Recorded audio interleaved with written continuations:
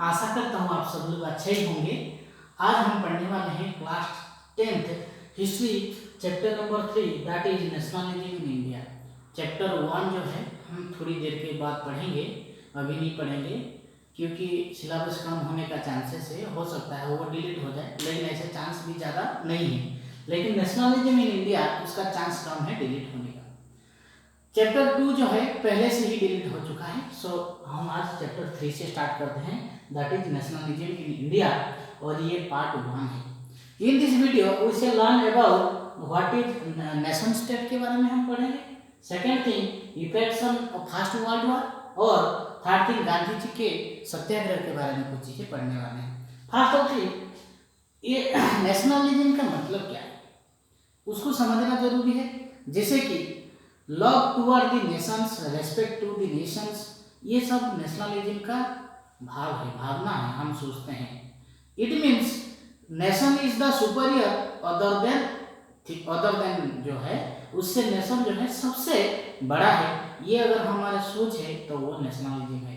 National flag को respect करना, national anthem, national emblem, national song, ये जो साइन है नेशन का, ये सभी को रिस्पेक्ट करना, और इसी को हम नेशनलिज्म के सोच मानते हैं।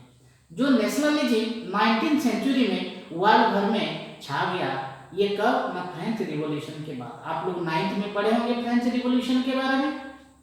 French revolution give a conclusion that about the what nation state. Nation state के बारे में हमें एक कंक्लूजन देता है।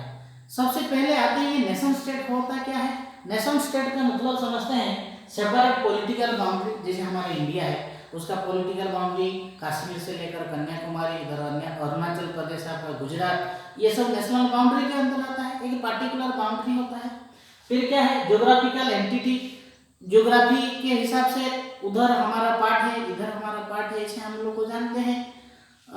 सार्वभौमत्व चीज भी होता है, complete and sovereign territorial unit. जैसे कि इंडिया के बारे में हम लोग उसका एरिया बोलेंगे, ये उसी एरिया के अंदर हम अपना जो जितने लोग रहते हैं वही सब लोग देश को सर्वोपरि मानेंगे, तो वो क्या हो जाएगा नेशन स्टेट। हम इंडिया है, हम भारतीय है, we are the people of India, ये जो भावना है हमारे मन में आता है। और दूसरे देश की श्रीलंका को कुछ हो जाए हम इतना ध्यान नहीं देते हैं, हालांकि ह्यूमैनिटी के दृष्टि से हम देखते हैं। तो हमारा बाउंड्री के अंदर जो नेशन के अंदर जो सोच है उसी के अंदर हम खुद अपने द्वारा शासन होना, ये सब चीज क्या होता है नेशन स्टेट के बारे में है। आप लोग ये 4 पॉइंट लिखा गया है नेशन स्टेट, जैसे कि मैं जितना सारे चीज बताया इसके अंदर लिखा गया है। उसके बाद हम लोग पढ़ने वाले एक्चुअली क्या है, इस चैप्टर में हम क्या क्या पढ़ने वाले हैं, जो 1920s के बारे में पढ़ेंगे, और non cooperation movement and CDM यानी कि सिविल डिसोबीडिएंट मूवमेंट, इस चैप्टर में इसके बारे में पढ़ेंगे।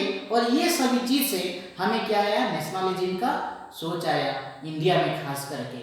यानी कि India is the country colonialized by home Britishers. Britishers हमको शासन करते थे, हम उनके द्वारा शासन होते थे।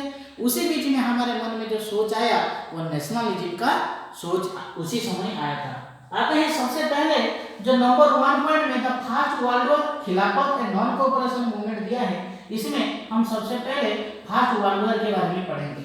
फर्स्ट वर्ल्ड वॉर में जो है किसके साथ हुआ था, कौन जीता था, ये नहीं पढ़ने वाले हैं।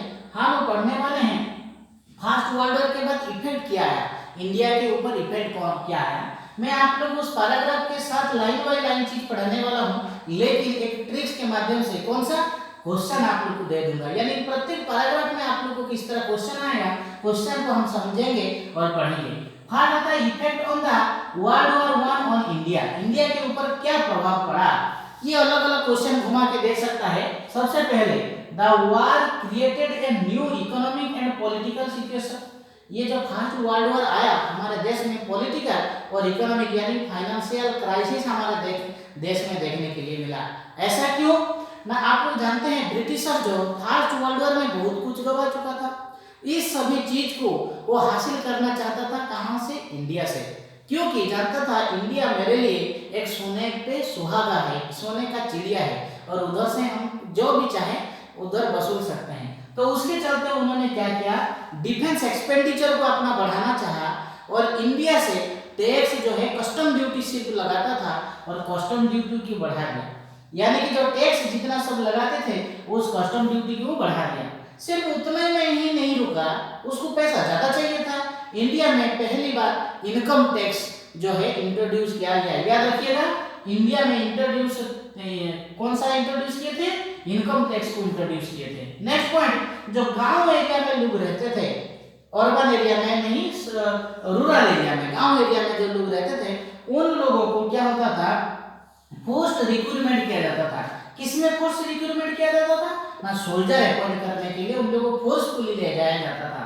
और इसके चलते हमारे देश में भूखमरी जैसा बड़ा अकाल आना लगा, जिसके चलते इंडिया एक प्रकार का हाहाकार हो गया था। एक तो इंडिया गरीब था, खेती किसानी मुश्किल होता था, ऊपर से ब्रिटिशर्स ने उसके ऊपर इतना सारा टैक्स लगा देते थे। उनके लोगों को लेकर, हमारे लोगों को लेकर, उन लोग का ब्रिटिश आर्मी में नहीं चाहने के बावजूद भी लेकर लगा देते थे, जिसके चलते इंडिया में इकोनॉमिक और पॉलिटिकल क्राइसिस के साथ साथ आर्म फोर्स का क्राइसिस भी देखने के लिए मिलता है। ये था क्या है, फर्स्ट वर्ल्ड वॉर के बाद क्या हुआ। और एक बार बता रहा हूँ, इनकम टैक्स लगा दिया गया, इंट्रोड्यूस किया गया, कस्टम ड्यूटीज को बढ़ा दिए, आर्म फोर्स को जोर जबरदस्ती ले जाया गया। इसी के चलते हमारा देश में भूखमरी जैसा बड़ा क्राइसिस आने लगा। फिर बात करते हैं नेक्स्ट पॉइंट, जो सत्याग्रह से स्टार्ट करते हैं। सत्याग्रह से डायरेक्ट एक क्वेश्चन आता है, explain the idea of Gandhi ji regarding satyagraha. Satyagraha के बारे में गांधी जी का क्या सुझाव है, उसके बारे में क्वेश्चन आता है। उस चैप्टर को पढ़िए। हालांकि अलग अलग चीज करके क्वेश्चन घुमा के दे सकता है, लेकिन सत्याग्रह क्या है ऐसे क्वेश्चन पूछता है। What do you mean by satyagraha, write 3 points about Gandhi ji view on satyagraha, ऐसे करके लिख सकता है। अलग अलग क्वेश्चन को घुमा सकता है, लेकिन उस पैराग्राफ से जो भी चीजें आपको पूछा जाए, ये 5 चीजें अगर आप लिख लेंगे तो आसानी से मार्क आप लोग को मिलना तय ही है। आते हैं नंबर 1 समझते हैं। द आइडिया ऑफ सत्याग्रह, सबसे पहले डेफिनेशन है, emphasize the power of truth and the need to search for truth।